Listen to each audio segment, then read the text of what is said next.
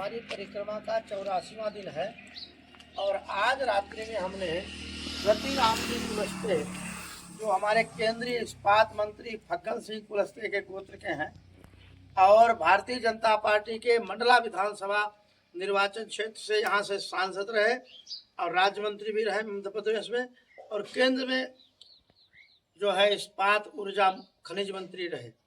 ये रति राम जी कुलस्ते उन्हीं के वंशज हैं और ये लोग बड़े धार्मिक हैं, बड़े ही सरल हैं, बड़े सीधे हैं। आज रात्रि को हमको कोई विश्राम की व्यवस्था नहीं थी तो हम जा रहे थे रास्ते रास्ते तो अच्छा घर देखा, साफ सुथरा बाहर बरांडा देखा तो मन में इच्छा हुई कि यहीं न रुक लिया जाए। आगे 10 किलोमीटर बाद आश्रम था तो बाबा बहुत अच्छे हैं और बड़े ही सरल हैं। इन्होंने कहा आप आ जाओ, मैं खोल देता हूँ, आप सब रहो। पूरा नया घर बनाया हुआ है, बेटा पुलिस में है तो बाबा ने पूरे घर की चाबी दे दी। अभी इसमें कोई नहीं रहता था, अभी बना है, बंद पड़ा था। और हम लोगों ने किचन भी बाबा का यूज किया, बाथरूम भी यूज किए, नहाया धोया, मोटर चलाया खूब। बाबा ने खुले दिल से सेवा करी। बाबा को हृदय से बहुत बहुत आशीर्वाद है, बहुत बहुत धन्यवाद है। इनके बच्चों के लिए आशीर्वाद हमारी पूरी मंडली की तरफ से, सभी संतों की तरफ से। इनके बच्चे खूब आगे बढ़े, पढ़े, उन्नति हो, समाज में नाम हो और ऐसे इनके मन में भाव उत्पन्न हो कि संतों की सेवाएं निरंतर करते रहें। और परिक्रमावासी आते हैं इधर से, इनके घर के सामने से निकलते हैं तो इनका भी सौभाग्य है। और इनके घर में आज रात को संतों का वासा हुआ है, ये क्या इनके लिए कम सौभाग्य की बात है। संत इनके घर में रहे, रुद्राभिषेक हुआ भगवान का भोग लगा, कितने लोगों ने पाठ किए, पूजा की, जब तब किया, वो सब घर की शुद्धि हो गई। तो माँ नर्मदा के बड़े पावन जो ये मार्ग हैं, उन मार्गों में उनके बड़े लाडले प्यारे बेटे यहाँ रहते हैं। माँ नर्मदा इन पर सब पर कृपा करें और ये परिक्रमा वासियों की सेवा करते रहे। रति राम जी कुलस्ते इनका जो पुत्र है वो पुलिस में सर्विस करता है। दोनों के लिए खूब आशीर्वाद। आज की यात्रा आप आरंभ करते हैं। नर्मदे हर, नर्मदे हर। भैरव पहले प्रणाम करता है। आओ आओ, इसको ना दूध देगा, दूध डाल। हाँ भी दूध पिलाएंगे भैरव को। आज हम सीधा चलना है। आज हमारी यात्रा आगे अपने गंतव्य की ओर, शाम के पड़ाव की ओर जा रही है। मध्याह्न में हम पड़ाव करते नहीं हैं, सुबह थोड़ा लेट हो जाता है तो उसकी हम रिकवरी मध्याह्न में करते हैं। तो दोपहर में विश्राम नहीं करने के कारण हमारा पड़ाव शाम को ही होता है जहाँ भी पहुँचते हैं। तो मैया की कृपा से, पूज्य संतों के आशीर्वाद से, उनके सानिध्य में हमारी यात्रा चल रही है और खूब आनंद मंगल है, खूब मौज है। मैया का पूरा आशीर्वाद है, 110% आशीर्वाद है। माँ नर्मदा हम लोगों को शाम को अपने आप पहले से जगह जो उन्होंने निश्चित कर रखी है उस जगह पर ले जा करके अपने आप रख देती हैं और हमको खबर ही नहीं होती हमको कहाँ रुकना है। और शाम को आधा घंटा के अंदर माँ व्यवस्था कर देती हैं और बढ़िया जगह रुकाती हैं। सब नहाने धोने की, खुला पानी बहाने की आदत हम लोगों की है, पानी छोड़े में काम होता नहीं तो बढ़िया मोटर वहाँ स्नान कराती हैं। खूब मैया का आशीर्वाद है, खूब स्नेह है और ऐसे ही माँ का आशीर्वाद हम लोगों को निरंतर मिलता आ रहा है और आगे भी मिलता रहेगा। हम आज कौआ डोंगरी अभी पहुँचने वाले हैं।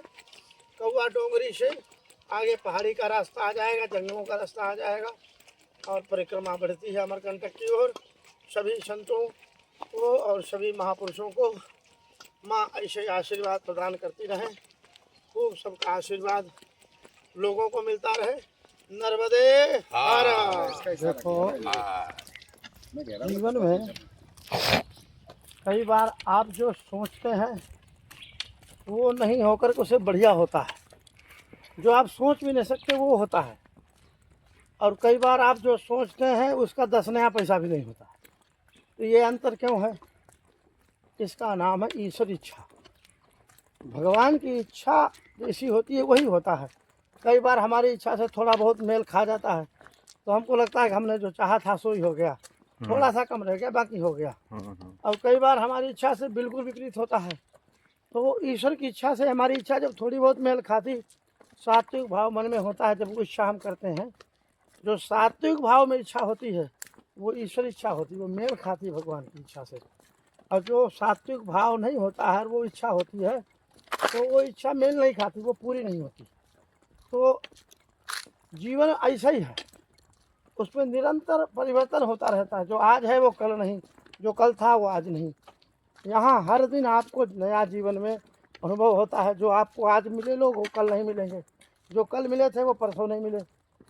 तो निरंतर नए नए लोग, नया नया स्थान, नई नई वस्तुएं, नया नया निवास और नया नया जीवन, यही जीवन है, इसी का नाम जीवन है। अब नर्मदा मैया अमरकंटक से निकलती हैं, कैसे पहाड़ों को चीरती हुई, इतना जिग जैग बनाती हुई ऐसे घूमी है, ठोर ठोर पर 9-9 किलोमीटर का राउंड ठोर पर। सीधा 1 किलोमीटर चलोगे, इधर 9 किलोमीटर जाओगे, 9 आओगे, 18 किलोमीटर घूमोगे 1 किलोमीटर में, ठोर पर ही। तो मैया कहती हैं बेटा, कई बार हमको क्या होता है कि 1 किलोमीटर दूरी निकालने के लिए हमको 18 किलोमीटर चलना पड़ता है। मतलब कई बार हमको जीवन में कुछ मार्ग पर पहुंचने के लिए बहुत लंबा संघर्ष करना पड़ता है, बहुत दिन प्रयास करना पड़ता है, वो 1 किलोमीटर इतना भारी होता है। तो ये माँ नर्मदा का जो मार्ग है वो ये बताता है कि आपके जीवन में कभी सीधा भी मार्ग आएगा और कभी इतना राउंड होकर के आएगा कि उसको पार करते करते आधी उम्र निकल जाएगी। नर्मदे हर। नर्मदा यात्रा में लोग कहते हैं कि हमारे साथ में भैरव चल रहे हैं, तो ये कोई रहस्य है इसमें, या बाकी में ये दिव्य शक्ति है, या मैया किसी रूप में गण भेजती है? देखो, सारे संसार के जितने कुत्ते हैं वो सब भैरव के ही वाहन हैं। हम किसी कुत्ता को भैरव का वाहन मान लेते हैं और किसी को नहीं मानते, हमारी मान्यता पर है। नर्मदा नदी में जितने भी पत्थर हैं वो सब नर्मदेश्वर हैं, चाहे गोल हो, चाहे चिकना हो, चाहे मोटा हो, चाहे खरदरा हो, वो सब नर्मदेश्वर ही हैं। ये हमारी मान्यता है। जितने भी कुत्ते हैं वो सब भैरव के वाहन हैं, जितने भी सिंह हैं वो सब माँ भगवती के वाहन हैं, जितने गधे हैं वो सब माता शीतला के वाहन हैं। शीतला मैया किसी पर बैठ सकती है। तो ऐसे मोर है, कार्तिक भगवान का वाहन है। चुहा को देखते कहते गणेश जी की सवारी आ गई। तो जितने भी संसार में जीव हैं ये सब देवताओं के वाहन के रूप में यूज हुए हैं। भगवान अब नंदी बाबा हैं, हम देखते हैं किसी को नंदी बोलते हैं, किसी को बैल कहते हैं, किसी को सांड कहते हैं, पर वो नंदी तो भगवान शिव के वाहन है ना। तो हर एक नंदी में भगवान शिव का वाहनत्व है, शिव को वाहन करने की क्षमता उसमें है। ऐसे ही भैरव का वाहन है कुत्ता। इसलिए कुत्ता को रोटी डालने के लिए जब हम डालते हैं तो हमारे अंदर भावना होती है कि भैरव खुश होंगे। तो जो भी आपके साथ चलते हैं वो सब भैरव के वाहन ही हैं। वो तो खाली सोचना आपके ऊपर है कि ये भैरव हमारे साथ चल रहे हैं, और वो जो भौंक रहे हैं रास्ते में भैरव नहीं है। तो सब भैरव के ही वाहन हैं, आपके साथ चल रहे हैं, कुछ उनके साथ रह रहे हैं, कुछ दूसरों के साथ चल रहे हैं, तो सब भैरव के ही वाहन हैं और मैया के ही गण हैं। उनके घर में रह रहे हैं तो उनके घर की रक्षा कर रहे हैं, आपके साथ चल रहे हैं तो आपकी रक्षा कर रहे हैं। तो ये सब मैया की लीला है। ये बहुत अद्भुत रहस्य है, इनके बारे में जानना मनुष्य के बस की बात नहीं है। कौन सा जीव किसके रूप में आपके साथ चल रहा है। नर्मदा पद यात्रा नर्मदा जी के तट पर ही करना माना गया है, पर हम कई बार नर्मदा जी से 2 किलोमीटर, 5 किलोमीटर, 7 किलोमीटर दूर चले जाते हैं, तो क्या वो भी तट मार्ग को माना जाए? देखो, ऐसा परिक्रमा का मतलब होता है उसके चारों तरफ घूमना। अब मान लो आपने ये गीसाला बनाया, अब यह गीसाला के किनारे किनारे पेड़ लगा दिए, अब आम के पेड़, केला के पेड़ आपने लगा दिए, गुलाब के पेड़ लगा दिए। अब आप कहो मैं तो पेड़ के बाहर से नहीं घूमूंगा, मैं तो गुलाब के पेड़ हटाओ फिर करूँगा परिक्रमा, ऐसा नहीं है। जैसे ये गीसाला के चारों तरफ छोटे छोटे जुआरा बो दिए जाते हैं और पेड़ रख दिए जाते हैं, ऐसे ही मैया नर्मदा के ये यज्ञशाला है, उसके किनारे के वृक्ष हैं, जंगल हैं, ये सब परिक्रमा के अंतर्गत ही आते हैं। मैया के बिल्कुल धारा के तट पर चलने का मतलब नहीं है कि पानी जहाँ टच कर रहा है उसमें पैर रखो। वो जो मार्ग जो है सुलभता से जो चला जाए वो मैया की परिक्रमा का मार्ग है, जो सुलभता से चला जाए। और जो इतनी दुर्लभता से चला जाए, चल ही नहीं सकते, तो वो मार्ग नहीं, ऐसी बात नहीं, वही मार्ग है। मार्ग एक ही नहीं होता, मार्ग बहुत होते हैं। यहाँ से 10 कदम भी परिक्रमा मार्ग हो सकता है, उससे 10 कदम भी परिक्रमा मार्ग, उससे 100 कदम भी परिक्रमा मार्ग हो सकता है। परिक्रमा मार्ग जहाँ से लोग निकलने लग जाए वही परिक्रमा मार्ग। तो जरूरी नहीं है कि बिल्कुल तट से 10 कदम ही हो, 20 कदम ही हो, 1 किलोमीटर हो, परिक्रमा नहीं है तो सारे परिक्रमा हमारी ही है। सेवा चल रहा है वो भी चुप रहेगा, फिर बाद में शुरुआत करो, बस चल रही है ऐसे पूरा फाइनल करके बस कभी नहीं उतरे बस में लक्ष्मण का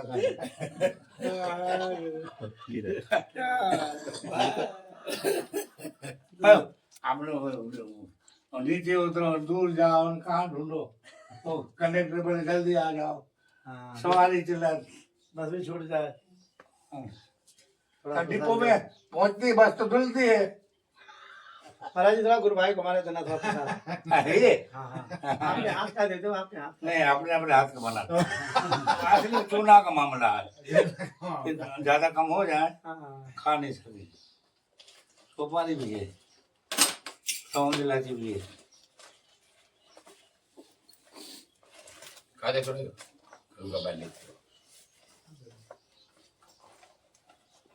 सुपारी भी है, देखो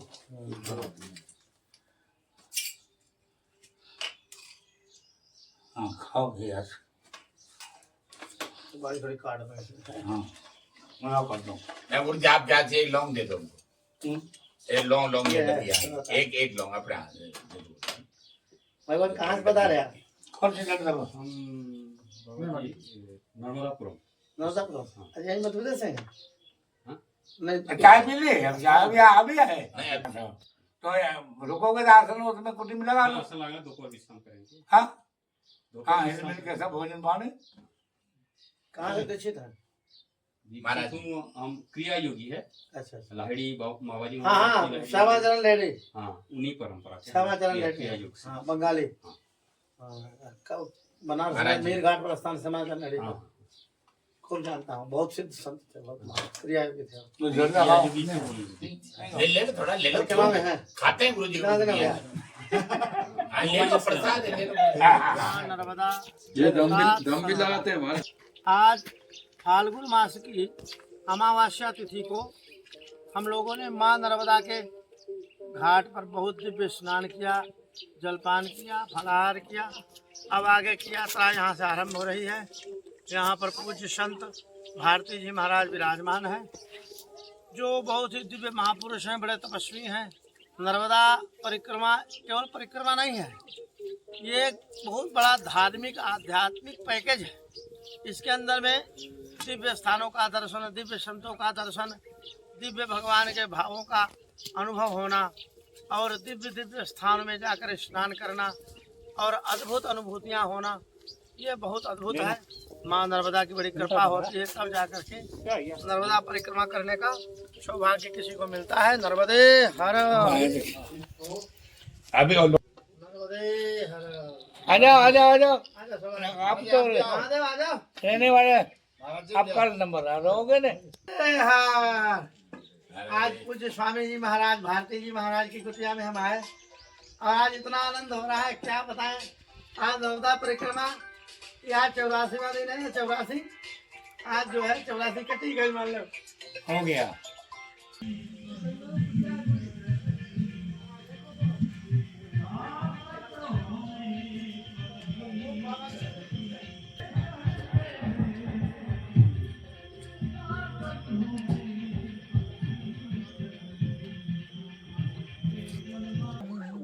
कुछ नहीं है, स्वामी आपके बच्चे हमारे पास है, तो देव हमारे भगवान आपके चरणों में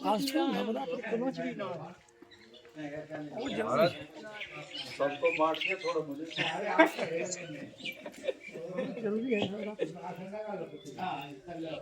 दे दिया। हे माँ नर्मदे हर। नर्मदे हर। हे माँ फाल्गुन मास की अमावस्या तिथि, आज अमावस्या के माँ नर्मदा का स्नान। पहली डुबकी पितरों के नाम। पहली डुबकी सबके नाम, पितरों के नाम। पहली डुबकी नर्मदा माँ के नाम। नर्मदा माँ के नाम की पहले गुरुदेव के नाम पहले डुबकी। गुरुदेव के नाम की। गुरुदेव भगवान की जय हो। जय श्री राम।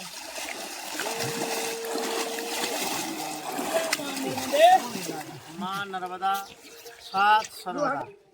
आज फाल्गुन मास की अमावस्या तिथि को हम लोगों ने माँ नर्मदा के घाट पर बहुत दिव्य स्नान किया, जलपान किया, फलाहार किया। अब आगे की यात्रा यहाँ से आरंभ हो रही है। यहाँ पर पूज्य संत भारती जी महाराज विराजमान हैं, जो बहुत ही दिव्य महापुरुष हैं, बड़े तपस्वी हैं। नर्मदा परिक्रमा केवल परिक्रमा नहीं है, ये एक बहुत बड़ा धार्मिक आध्यात्मिक पैकेज है। इसके अंदर में दिव्य स्थानों का दर्शन, दिव्य संतों का दर्शन, दिव्य भगवान के भावों का अनुभव होना और दिव्य दिव्य स्थान में जाकर स्नान करना और अद्भुत अनुभूतियाँ होना, ये बहुत अद्भुत है। माँ नर्मदा की बड़ी कृपा होती है, तब जाकर के नर्मदा परिक्रमा करने का सौभाग्य किसी को मिलता है। नर्मदे हर। हम बेला घाट पहुँच रहे हैं और एक मैया दूसरी है पटपरा, उसका संगम से बेला घाट पर एक संत का स्थान है। हम लोग वहाँ पहुँच रहे हैं। ये रास्ते हैं, जंगल के रास्ते हैं। नर्मदे हर, नर्मदे हर, नर्मदे हर, नर्मदे हर, नर्मदे हर,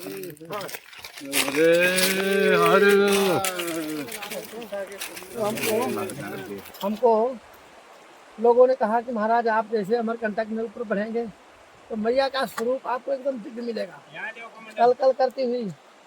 और वो कल कल करता हुआ जो जल है वो पहाड़ों से पत्थरों में टकराता हुआ जो मैया चल रही है, तो इतनी सुंदर जो मैया की छटा बन रही है, क्या बात। मैया ऐसा लग रहा है कि अपने बुला रही है। और सुंदर सफ़ेद सफ़ेद छोटे छोटे मैया के जल में झाग बन रहे हैं, जो उसकी सुंदरता को और खूबसूरती को बढ़ा रहे हैं। जय हो माँ नर्मदे, तुम्हारी कृपा के बिना तुम्हारे तट पर आना असंभव है। नर्मदे हर।